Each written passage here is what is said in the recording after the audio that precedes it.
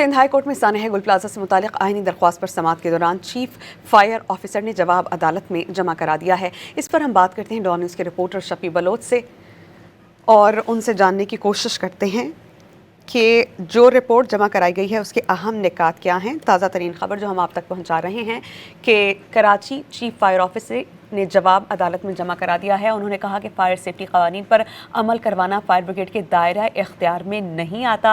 वाज़ेह है कि गुल प्लाजा में अमवात बहुत ज़्यादा हुई थी और इस हवाले से बाकायदा तौर पर हिदायत जारी की गई थी चीफ फायर ऑफिसर को कि वो तमाम हक़ाइक़ पर रिपोर्ट मुरतब करे, जिसे मुरतब करके उन्होंने सिंध हाई कोर्ट में पेश किया, जिस पर समाअत हुई है। बाकायदा उन्होंने जवाब अदालत में जमा करवा दिया है, जिसमें उन्होंने कहा है कि फायर सेफ्टी के तमाम उसूलों पर अमल करवाना उनके दायरे इख्तियार में नहीं आता।